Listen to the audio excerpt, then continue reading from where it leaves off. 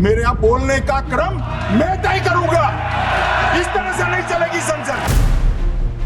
ये घबराया हुआ रिस्पॉन्स है, ये डरा हुआ रिस्पॉन्स है। Amit Shah ji, I challenge you to have a debate on the 3 press conferences. ये क्या है? इनको कोई पढ़ाता नहीं है इतिहास। इनका जो भाषण तैयार करते हैं वो भी ठीक से नहीं करते, रिसर्च नहीं करते। ये सच्चा रिस्पॉन्स नहीं है। इनको मालूम था ये भागने वाले हैं, ये भाग गए, डर गए, सुन भी नहीं सकते ये। चुप।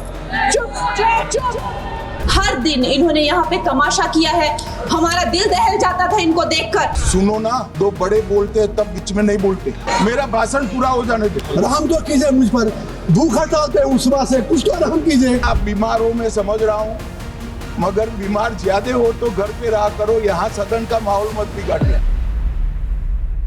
क्या सोनिया गांधी बिना वोटर आईडी कार्ड के देश में लंबे समय तक वोट करती रहीं? क्या चुनाव आयोग भारतीय राजनीति में धृतराष्ट्र वाला किरदार निभा रहा है? वोट चोरी के बाद सरकार चोरी और भाषण चोरी के आरोप कहां से चले आए? ये वो सवाल हैं जो आज सत्ता पक्ष और विपक्ष ने सदन में उछाल दिए। जवाब कितने सवालों के मिले ये भी टटोलना चाहिए। जानेंगे कि अमित शाह ने अपने भाषण में क्या कह दिया कि राहुल गांधी कुर्सी से उठ गए। सत्ता पक्ष की ओर से ऐसे क्या आरोप लगे कि पूरा विपक्ष ही सदन छोड़ के चला गया और सत्ता पक्ष को फिर से एक मौका मिला। इतनी तल्खी के बीच थोड़ी नरमी भी आई। आज राहुल गांधी और पीएम नरेंद्र मोदी की एक मीटिंग हुई। 1 घंटे से ज्यादा चली बैठक में क्या बातें हुई, ये सब जानेंगे संसद में आज के इस एपिसोड में। नमस्ते, हम हैं सिद्धांत।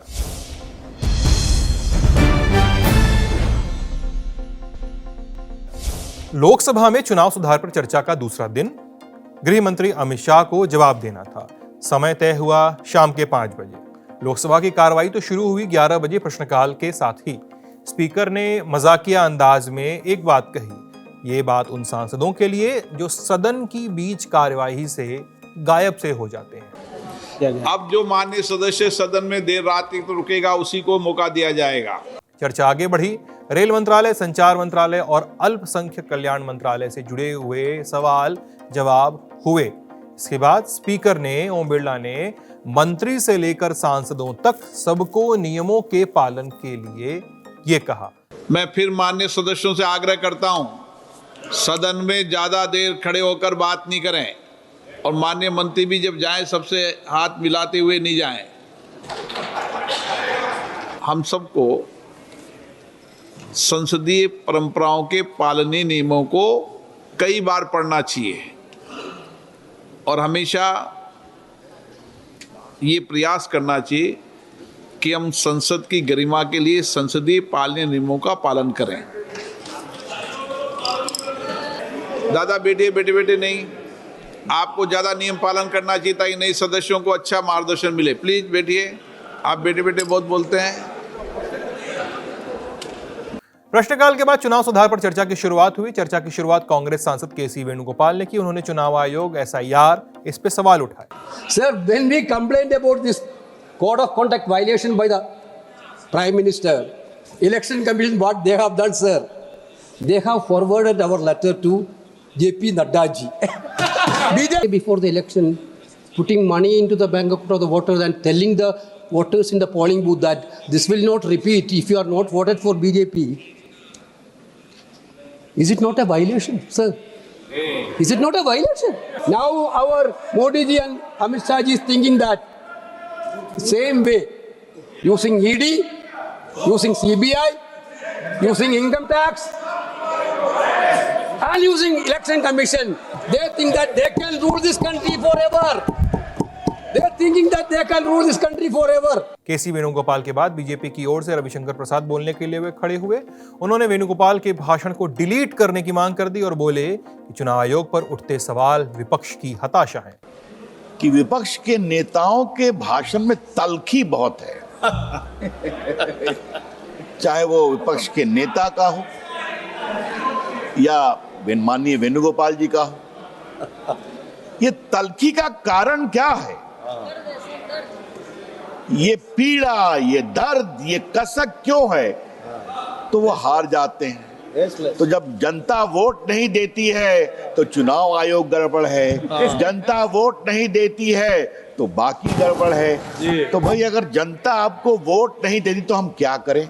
जनता आपको इसलिए वोट नहीं देती कि जनता ने नरेंद्र मोदी सरकार और नीतीश कुमार सरकार का काम देखा है, उनके काम के कारण वोट देती है।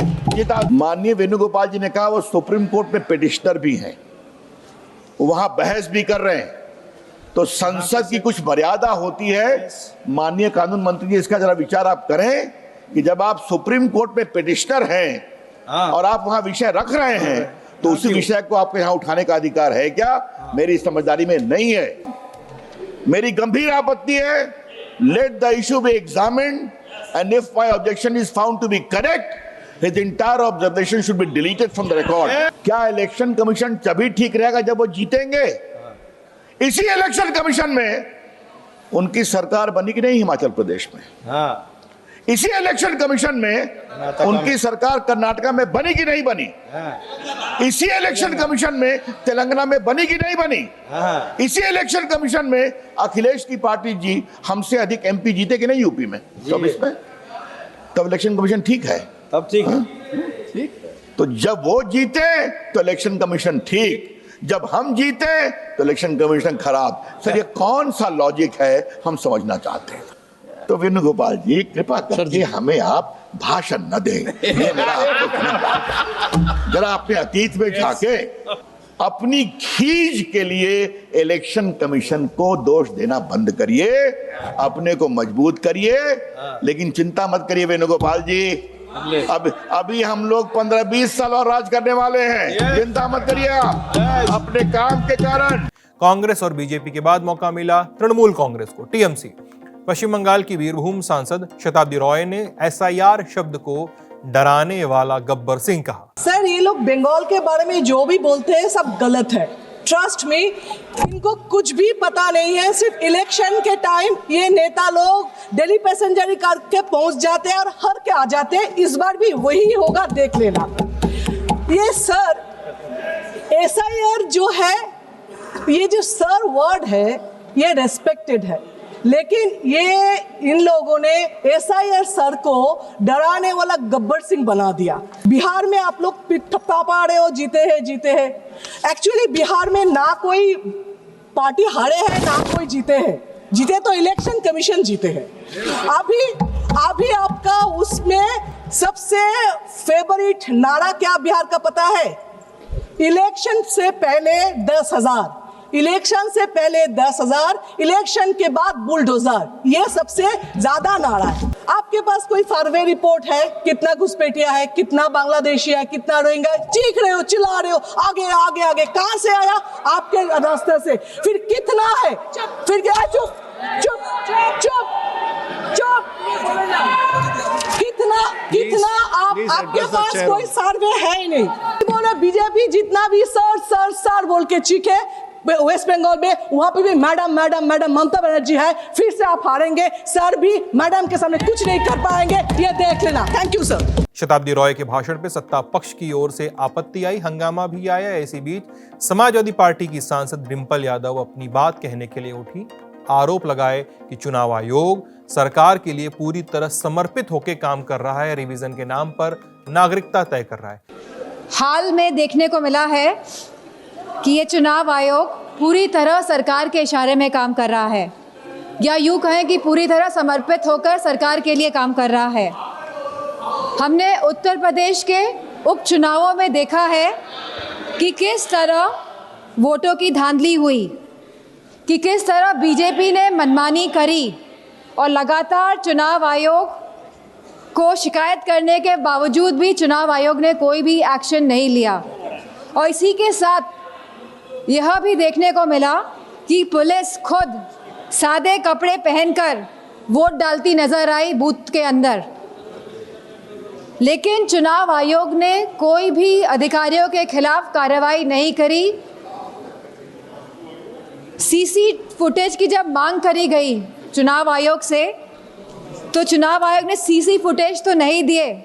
इसी के साथ एक ऐसा कानून लेके आई है जहां पे कहा गया है कि 45 दिन के अंदर सीसी फुटेज हटा दिए जाएंगे। चुनाव आयोग पूर्ण तरीके से पक्षपाती स्वरूप में नजर आ रहा है। सदन में अब महिला सांसदों की मांग और उनकी आवाजें गूंज रही थी। शताब्दी रॉय, डिंपल यादव के बाद अनुप्रिया पटेल की बारी थी। स्वास्थ्य और परिवार कल्याण राज्य मंत्री ने विपक्ष पर घुसपैठियों का साथ देने का आरोप लगाया। सवाल ये नहीं है कि घुसपैठियों को निकालने का किसका कितना दायित्व है, लेकिन सवाल ये जरूर है कि घुसपैठिए राष्ट्र की सुरक्षा के लिए एक बहुत बड़ा खतरा है और इस पर किसी भी प्रकार की कोई राजनीति नहीं होनी चाहिए। आप घुसपैठियों के साथ हैं क्या? आप घुसपैठियों के साथ हैं क्या? आप घुसपैठियों के साथ हैं क्या?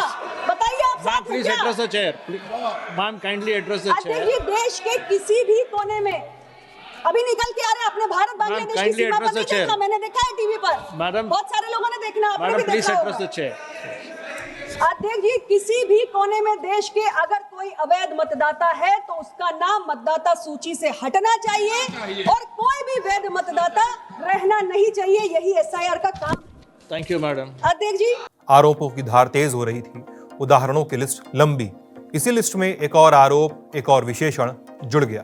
कांग्रेस सांसद वर्षा एकनाथ गायकवाड़ ने चुनाव आयोग की तुलना धृतराष्ट्र से कर डाली।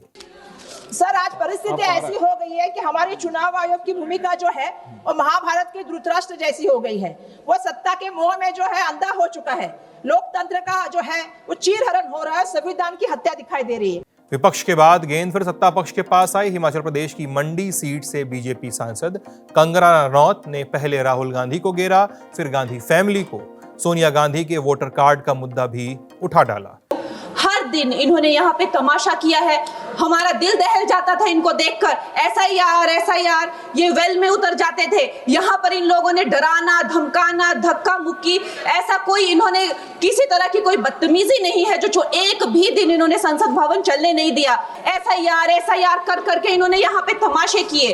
लेकिन अब जब इनको बोलने की बारी आई एसआईआर पे, तो अध्यक्ष महोदय जी, हम देख रहे हैं कि कल leader of opposition Rahul Gandhi ji ने, मुझे लगा क्या खुलासा होगा, हम भी बड़े उत्सुक थे। सारी साल हमने एक ही शब्द सुना है, अब ये क्या ग्रैंड रेवलेशन होगी।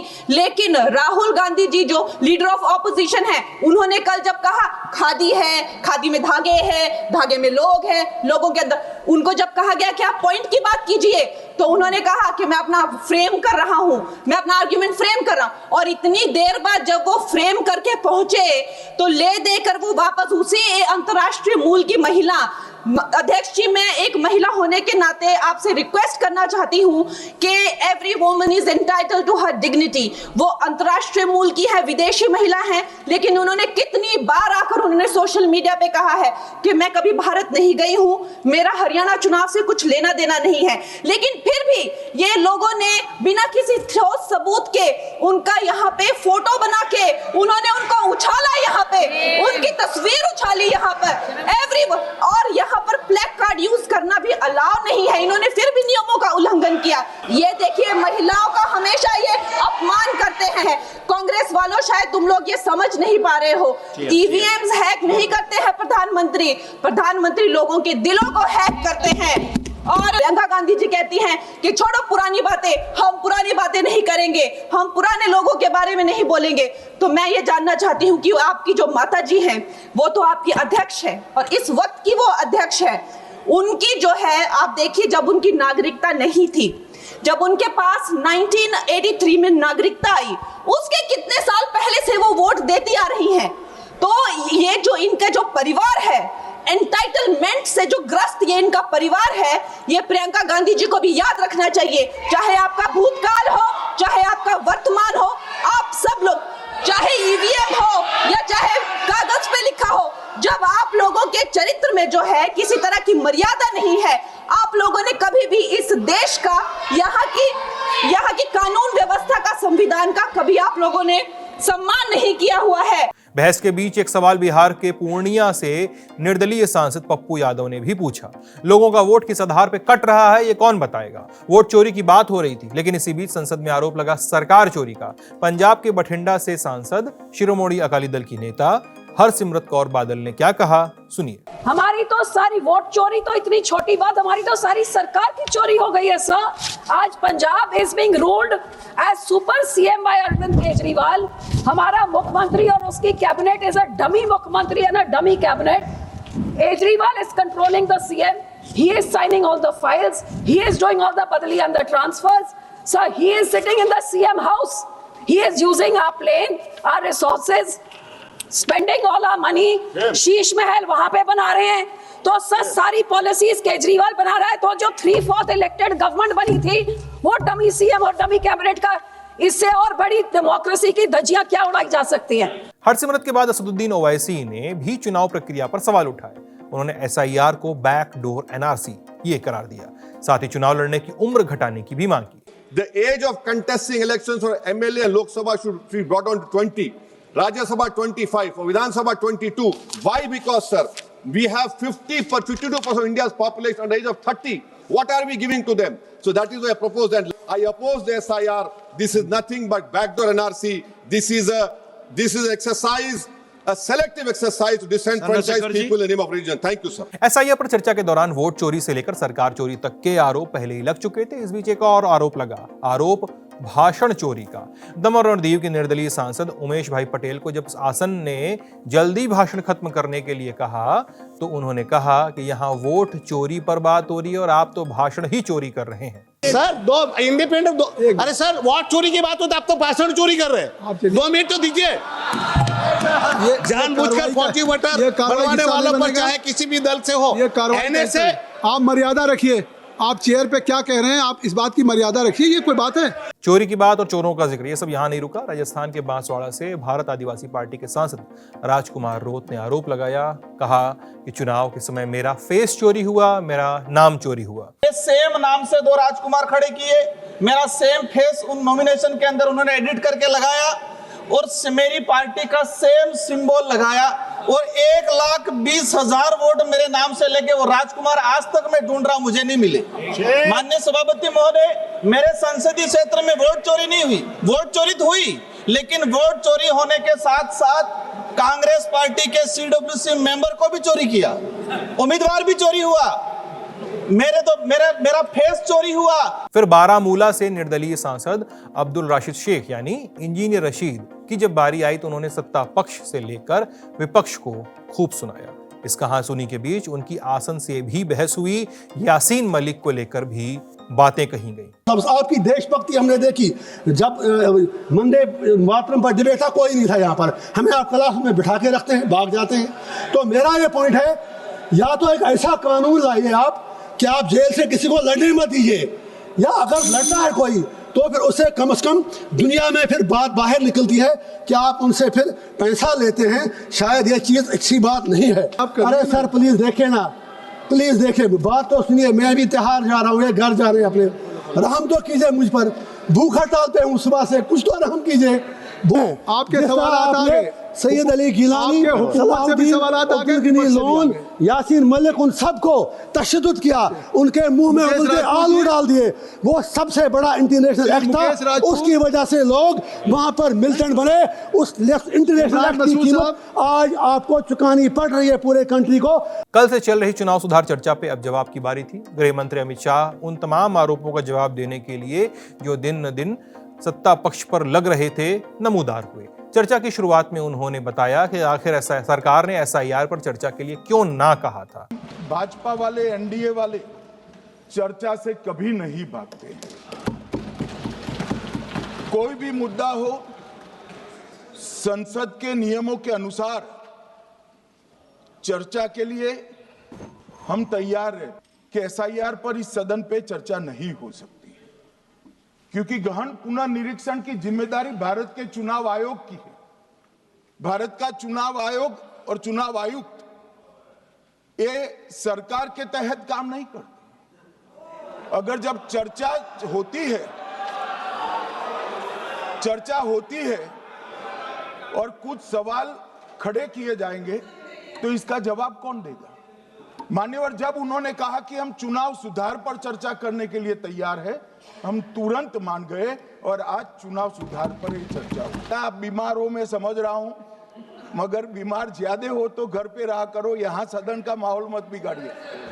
इस वक्त हम हैं एक पूरा गहन पुनर्निरीक्षण एसआईआर की प्रक्रिया का आज तक 2004 तक किसी भी दल ने विरोध नहीं किया है माननीय, क्योंकि ये चुनाव को पवित्र रखने की प्रक्रिया है, चुनाव के उद्देश्यों को, लोकतंत्र को स्वस्थ रखने की प्रक्रिया है।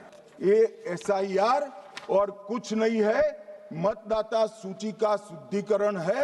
मैं मानता हूं इससे कुछ दलों के राजनीतिक स्वार्थ आहत होते हैं।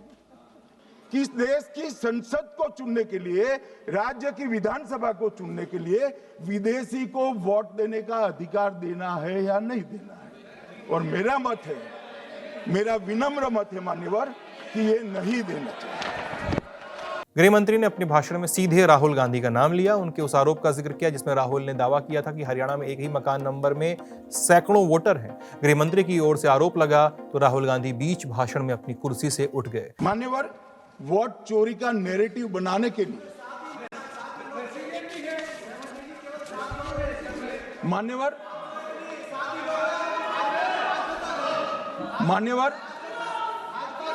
बिहार में भी मेरा भाषण पूरा हो जाने दो।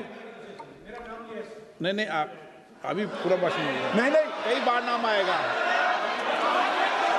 मेरा विपक्ष के नेता से एक निवेदन है कि 2 मिनट सुन ले मुझे, बाद में उनको बोलने का मौका दीजिए। मान्यवर 2 मिनट। मान्यवर, मेरा आपसे विनम्र निवेदन है, मैं आधी रात तक बैठने के लिए तैयार हूं, मुझे कोई आपत्ति नहीं। मेरा भाषण समाप्त हो जाए, अरे सुनिए ना भाई, सुनो ना, 2 बड़े बोलते हैं तब बीच में नहीं बोलते। तो भाई गहन पुनर्निरीक्षण क्या है, एसआईआर क्या है? मतदाता सूची का सुधार करने की प्रक्रिया है, और वो कर रहे हैं तो भी विरोध कर रहे हैं। पुरानी मतदाता सूची कर रहे हैं तो भी विरोध कर रहे हैं। भाई मतदाता सूची पुरानी हो या नहीं, आपका हारना तय है। ये मतदाता सूची से नहीं होता भाई। तो तब तो ये मतदाता सूची बहुत अच्छी होती है, तब से नए कपड़े पहनकर आप शपथ ले लेते हो। उस वक्त मतदाता सूची का विरोध नहीं करते हो, और जब मुंह की पटखनी पड़ती है बिहार की तरह, तब मतदाता सूची का विरोध करते हो। माननीय मेरे दोहरे मापदंड नहीं चलेंगे लोकतंत्र में। जब आप जीतते हो तब चुनाव आयोग महान है, जब आप हारते हो तो चुनाव आयोग निकम्मा है, बीजेपी का कहने पर चलता है। जब आप जीतते हो मतदाता सूची अच्छी है, मतदाता सूची अच्छी है, और जब आप हारते हो तो मतदाता सूची खराब है। राहुल गांधी ने गृहमंत्री अमित शाह को बीच भाषण टोका, जिस पर शाह नाराज हुए। लोकसभा में जबरदस्त हंगामा हुआ। राहुल गांधी ने अमित शाह को चैलेंज दिया। Actually, let us have a debate on my press conference. Let us go. Let us have very good idea. Let us have a debate on my press conference. Amit Shah ji, I challenge you. I challenge you to have a debate on the 3 press conferences. मान्यवर, पहली बात मैं स्पष्ट करना चाहता हूं, मैं 30 साल से विधानसभा और संसद में जनप्रतिनिधि के रूप में चुनकर आता हूं। मुझे लंबा अनुभव है संसदीय प्रणाली का। विपक्ष के नेता महोदय कहते हैं कि पहले मेरी बात का आप जवाब दीजिए, मैं सुनना चाहता हूं। आपकी मुनसफी से संसद नहीं चलेगी। मेरे आप बोलने का क्रम मैं तय करूंगा, इस तरह से नहीं चलेगी संसद। मान्यवर, उनको धैर्य रखना चाहिए, उनको धैर्य रखना चाहिए मेरा जवाब सुनने का। इनकी एक एक बात का जवाब मैं दूंगा, मगर मेरे भाषण का क्रम वो तय नहीं कर सकते, मैं करूंगा, क्योंकि मैं बोल रहा हूं। आपने अगर अमित शाह जी का रिस्पांस देखा तो ये कंप्लीटली डिफेंसिव रिस्पांस है, ये घबराया हुआ रिस्पांस है, ये डरा हुआ रिस्पांस है। अब सुनिए पूरी बात, प्लीज मानिए। नो, अरे सुनो ना, क्यों जल्दबाजी करते हो मानिकम? विपक्ष के नेता को कहना चाहता हूं, इम्यूनिटी की बात आप चुनाव आयोग की पूछ रहे हैं, इसका तो मैं जवाब दूंगा, इम्यूनिटी का। मगर ये इम्यूनिटी जो श्रीमती गांधी ने दी थी, इसके लिए आपका क्या कहना है? आपका क्या जवाब है? और उन्होंने तो स्वयं के लिए ले ली। मान्यवर विपक्ष के नेता ने कहा कि आपने चुनाव आयुक्तों को इम्यूनिटी दी। इनका आरोप सत्य नहीं है, मैं इसकी बात बाद में करता हूं। परंतु हमने तो चलो मानो चुनाव आयुक्त को इम्यूनिटी दी, श्रीमती गांधी ने तो अपने आप को इम्यूनिटी दी। और फिर जब ये संवैधानिक सुधार के वायरस चैलेंज हुए तो वो केस जीतने के लिए 2, 3 और 4 नंबर के सर्वोच्च न्यायालय के जज को बाईपास कर चौथे नंबर के जज को चीफ जस्टिस बनाया और वहां केस भी जीत लिया। और मान्यवर, तो इतिहास है, कौन जुटला सकता है? इनको कोई पढ़ाता नहीं है इतिहास। दिल्ली की सिविल अदालत में उसमें डिस्प्यूट है कि सोनिया गांधी जी इस देश की नागरिक बनने से पहले मतदाता बने। चर्चा के केंद्र में अब सोनिया गांधी का वोटर आईडी कार्ड आ चुका था। गांधी परिवार पर आरोप लगने लगे। इसी के साथ विपक्ष के हंगामे का शोर बढ़ने लगा। मगर अभी तो मैंने सिर्फ इतना कहा है कि वहां एक केस रजिस्टर्ड हुआ है जिसमें श्रीमती गांधी को नोटिस इश्यू किया है। इसमें इतने लाल पीले होने की जरूरत क्या है? अमेठी का भी बताया है, इसका जवाब नहीं देते हैं। मान्यवर, ये चुनाव की मतदाता सूची में जो थोड़ी बहुत गलतियां हैं, उसको वो लोग मुद्दा बनाते हैं चुनाव हारने का। चुनाव हारने का कारण है नहीं, मैं अंत में बताऊंगा क्यों हारते हो चुनाव, मैं बताऊंगा मान्यवर अंत। परंतु फिर भी चलो मान ले कि मतदाता सूची ठीक नहीं है, तो गहन पुनर्निरीक्षण का मतलब ही ये है कि मतदाता सूची को सुधारने की प्रक्रिया। अब इसमें आपके बीएलए सहयोग नहीं करते हैं, आप उसका बहिष्कार का ऐलान करते हो, आपकी राज्य सरकारें जहां है वो मदद कम करती हैं, तो कैसे मतदाता सूची का शुद्धिकरण होगा? जो आपकी डिमांड है वो ही चुनाव आयोग कर रहा है। आपकी डिमांड है कि मतदाता सूची ठीक हो, वो चुनाव आयोग कर रहा है। मगर हुआ क्या है मान्यवर मालूम है? इनको अब अगर प्रेस में कोई पत्रकार उनको पसंद ना आए ऐसा सवाल पूछते हैं तो तुम बीजेपी के एजेंट हो ऐसा कहते हैं। मान्यवर, सवाल जो भी हो उसको लेना चाहिए। मान्यवर, पत्रकार कभी बीजेपी का एजेंट नहीं होता है। मगर आप अगर ऐसा मानते हो कि लोकतंत्र में आपको पसंद आए ऐसे ही सवाल पत्रकार पूछे तो ये नहीं हो सकता। इमरजेंसी नहीं है भाई, इमरजेंसी नहीं है। मान्यवर, एक प्रेस में कोई सवाल पूछता है तो कहते हैं बीजेपी के एजेंट हो। केस हारते हैं तो जज पर आरोप कर देते हैं, चुनाव हारते हैं तो ईवीएम पर आरोप करते हैं। ईवीएम की दलील अब गले नहीं उतरती तो वोट चोरी का मुद्दा लेकर आए। वोट चोरी का मुद्दा लेकर पूरा बिहार में यात्रा निकाली, फिर भी हार गए। अब हारने का कारण आपका नेतृत्व है, ये हारने का कारण ईवीएम और मतदाता सूची।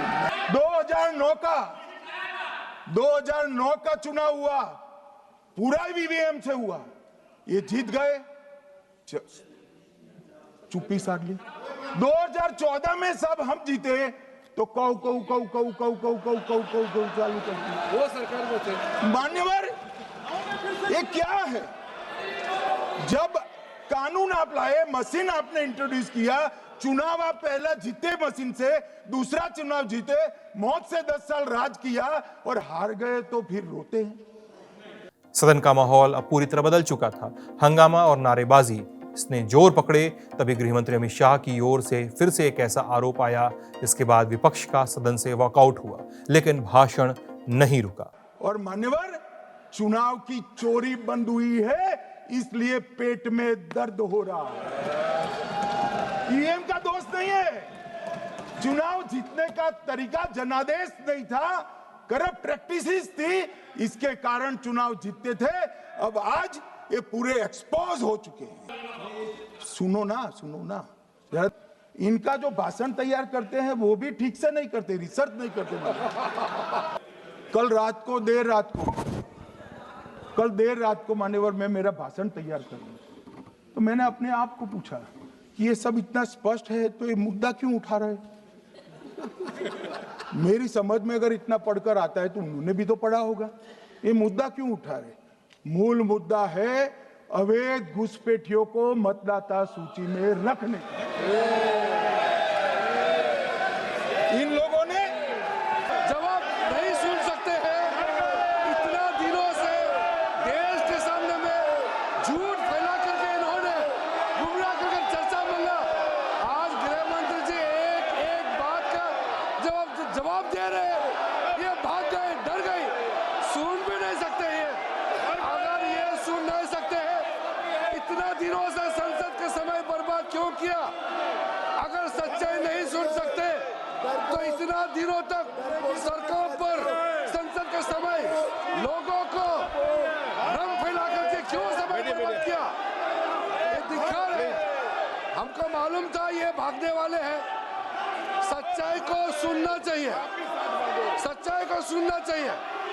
और जब सच्चाई सामने में आया तो डर गए, सुनने का कैपेसिटी तक नहीं है और इतना गुमराह किया।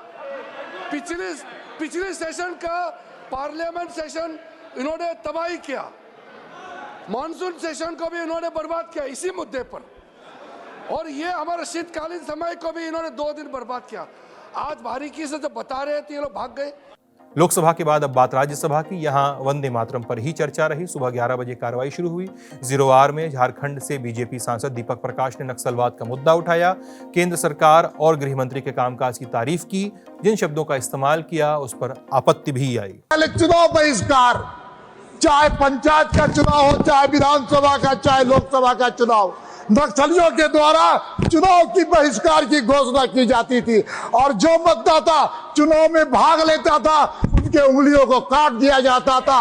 इनके शासनकाल में आज कोई मतदाता का कोई उंगली भी दिखाने वाला कोई माइका लाल नहीं है। ये अमित शाह जी का मैजिक, ये अमित शाह जी का मैजिक। चर्चा आगे बढ़ी। आम आदमी पार्टी की सांसद स्वाति मालीवाल ने कम से कम नाम के लिए वो आम आदमी पार्टी में तो हैं, तो उन्होंने अपनी ही पार्टी की पंजाब सरकार पे सवाल उठाए। सरकार पर बालू माफियाओं को संरक्षण देने का आरोप लगाया और अरविंद केजरीवाल पर यह तंज कसा कि पंजाब में खुलेआम नदियों से अवैध सैंड माइनिंग चल रही है। सर, हमारी नदियां सतलुज, रावी, ब्यास जो कभी समृद्धि का प्रतीक होती थी, आज इलीगल सैंड माइनिंग की वजह से अंदर तक खोखली हो रही। वादा था कि माइनिंग से 20,000 करोड़ रुपए का रेवेन्यू आएगा।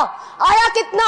सालाना मुश्किल से 200 करोड़, यानी 99% पैसे की लूट हो गई। सर, खुद को दिल्ली का बेटा कहने वाले नेता आज कन्वीनियंटली पंजाब का पुत बन गए हैं और वही शीश महल की जिंदगी दोबारा जी रहे हैं। सर, दिल्ली के ज्यादातर रिजेक्ट एक्स एमएलए सर वो पंजाब पहुंचकर पंजाब में रिटायरमेंट प्लान बना रहे हैं अपना। 0R के बाद प्रश्नकाल में करीब 1 घंटे सवाल जवाब हुए। फिर सदन की कार्रवाई को लंच ब्रेक तक के लिए स्थगित किया गया। 2 बजे सदन फिर बैठी।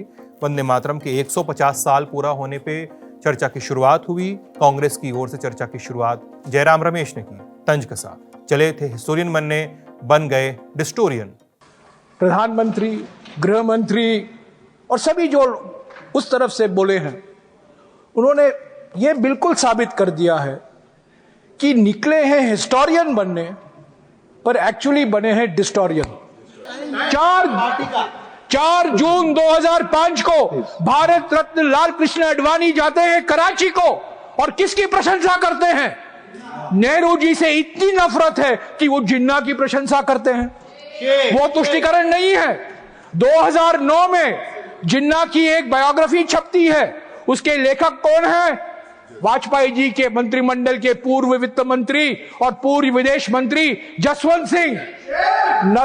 नेहरू से इतनी नफरत कि आप जिन्ना को गले लगाओगे। वंदे मातरम पे चर्चा के बीच सदन में अल्पसंख्यकों का मुद्दा भी उठा। कांग्रेस सांसद सैयद नासिर हुसैन ने कहा कि चलती ट्रेन में दाढ़ी खींचकर नारे लगवाने एंटी सोशल एलिमेंट्स पे क्या एक्शन होता है? किसी को वंदे मातरम से कोई प्रॉब्लम नहीं सर, लेकिन वंदे मातरम को जिस तरह से डिप्लॉय करने की कोशिश कर रहे हैं उसके डिप्लॉयमेंट में प्रॉब्लम है। अब जब बार बार अग्रेसिव नारे लगाते हैं, हिंदुस्तान में रहना है तो वंदे मातरम कहना है। अरे कौन लगाता है नारा? ये कौन लगाता है नारा? चलती हुई ट्रेन में किसी की दाढ़ी खींच के आप बोलते हैं कि वंदे मातरम कहना है और हिंदुस्तान में रहना। Anti social elements, fringe elements, ये लोग डिसाइड करेंगे कि हमारा राष्ट्रगीत क्या होना चाहिए और क्या नहीं होना चाहिए। उनके बदौलत हम हमारे राष्ट्रगीत को छोड़ देंगे। ये राष्ट्रीय पार्टियां क्या कर रहे हैं सर हिंदुस्तान के अंदर? हमें कोई किसी को एतराज नहीं वंदे मातरम से, लेकिन जिस तरह भाजपा उसको डिप्लॉय करने की कोशिश कर रहे हैं उससे जरूर प्रॉब्लम है। भाषणों के बीच अब सदन का माहौल शायराना हुआ। मैं नाम लूं न लूं आपको समझ आ गया होगा किसकी बात हो रही थी। वही सामाजिक न्याय और अधिकारिता राज्य मंत्री रामदास अठावले। कौन सी कथित कविता पढ़ी उन्होंने, सुनते जाइए। हम सब बोलते मातरम वंदे क्योंकि हम है भारत माता के बंदे। कांग्रेस वाले काम करते थे गंदे, कांग्रेस वाले काम करते थे गंदे। पार्लियामेंट्री वर्ड इसलिए नरेंद्र मोदी जी ने बंद किए हैं इनके धंधे। मैं बोल अब हम नहीं रहे अंधे, अब हम नहीं रहे अंधे, हम तो एनडीए के हैं खंदे। कविता पाठ खत्म हुआ तो सत्ता पक्ष पे व्हाट्सएप यूनिवर्सिटी वाला एक पुराना तंज कसा गया। शिवसेना उद्धव ठाकरे गुट की सांसद प्रियंका चतुर्वेदी ने कहा कि व्हाट्सएप से फर्जी इतिहास पढ़ाने वालों के करियर का दी एंड होना चाहिए। मैं देशवासियों से अपील करूंगी कि इस चर्चा को ध्यान से सुने और जो व्हाट्सएप हिस्ट्री 2014 से चालू हुई है, जो मैं कहती हूँ जो उससे प्रभावित हैं, जो उससे पीड़ित हैं, वो जरूर इस चर्चा को सुने, क्योंकि सही इतिहास जनता के सामने जाना बहुत जरूरी था और ये इस चर्चा के माध्यम से हुआ। मैं तो अब आपके माध्यम से सर ये भी रिक्वेस्ट करूंगी कि क्विट इंडिया मूवमेंट पे चर्चा हो, स्वतंत्रता संग्राम पे चर्चा हो, और वो सारी चर्चा जो 2014 से धूमिल करने की कोशिश की गई थी वो सारी चर्चा का विषय बने। जैसे ये जो इतिहासकार हैं व्हाट्सएप हिस्ट्री के माध्यम से व्हाट्सएप हिस्ट्री फैलाते हैं, उनका करियर का दी एंड हो सर। लोकसभा और राज्यसभा की कार्यवाही के बीच आज एक बैठक की खूब चर्चा हुई। मीटिंग में प्रधानमंत्री नरेंद्र मोदी और लोकसभा में नेता विपक्ष राहुल गांधी और उनके साथ केंद्रीय गृह मंत्री अमित शाह, ये लोग इस मीटिंग में शामिल थे। ये बैठक CIC और CVC के चयन को लेकर हुई थी, यानी सेंट्रल इंफॉर्मेशन कमिश्नर और सेंट्रल विजिलेंस कमिश्नर, इनके चयन को लेकर बैठक 1 घंटा 25 मिनट तक चली। इसी कमेटी की सिफारिश पे नए मुख्य सूचना आयुक्त की नियुक्ति की जाती है। हालांकि राहुल गांधी ने सरकार की ओर से दिए गए नामों पर असहमति पत्र भी दे दिया है। तो संसद के दोनों सदनों में आज जो कुछ हुआ उसकी कहानी यूं थी।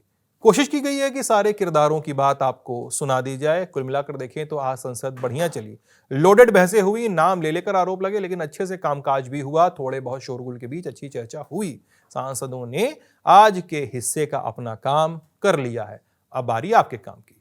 वीडियो पसंद आया है तो लाइक कीजिए, शेयर कीजिए, चैनल को सब्सक्राइब कीजिए। शो लिखा है हमारी साथी सुप्रिया ने, मैं हूं सिद्धांत, कैमरे के पीछे विजय। आप ललन टॉप देख रहे थे, बहुत बहुत शुक्रिया।